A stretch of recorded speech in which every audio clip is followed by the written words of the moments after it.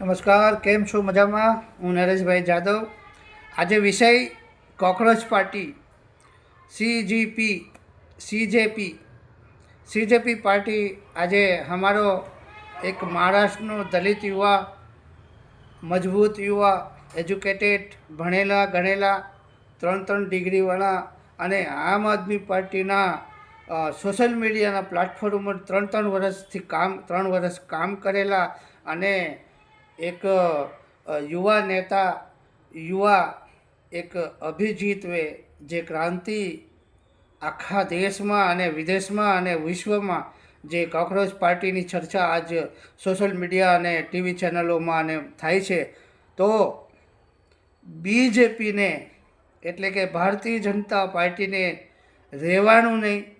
3-4 દિવસથી જોઈને થાકી ગયા લોકો. એટલે ગઈકાલે બેંગ્લોર સિટીની અંદર એ લોકોએ એક સમજી લો કે એક પ્રતિભટના કરી અને એને ત્યાં ડબ્બીમાં કાકરોચ લઈ આવ્યા અને કાકરોચને માર્યા.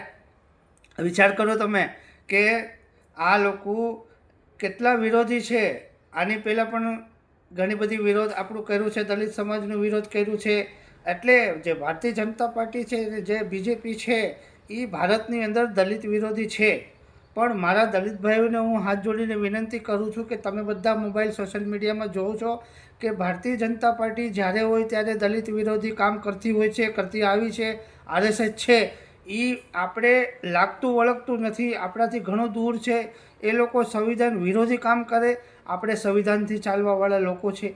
તો મારું એક કહેવાનું એ આજે આ વિડીયોના અર્થથી મારે કહેવાનું છે કે ગુજરાતની અંદર જેટલા પણ આપણા દલિત સમાજના લોકો જે ભાજપની અંદર ને બીજેપીની અંદર ને ભારતીય જનતા પાર્ટીની અંદર અને આરએસએસની સાથે જે કંઈ જોડાયેલા હોય એને હું હાથ જોડીને વિનંતી કરું છું કે જે અભિજેતે જે આપણા જે મહારાષ્ટ્રના યુવા નેતા, દલિત યુવા નેતાએ છોકરાએ જે કામ કર્યું છે, જે કોકરોચ પાર્ટી બનાવીને, એનાથી ભારતીય જનતા પાર્ટી, બીજેપી અને આ ડરી ગઈ છે ભારતીય જનતા પાર્ટી. કારણ કે કાલે એને આ વસ્તુ નડવાની છે. 2029 નજીક આવી ગયું છે અને જે પણ અત્યારે જે આવતી ચૂંટણીઓ એને એમ વિષયમાં એમ છે કે એ એમ સમજે છે કે અમને આ શું કરી લેશે. પણ ઘણું બધું કરી શકાય.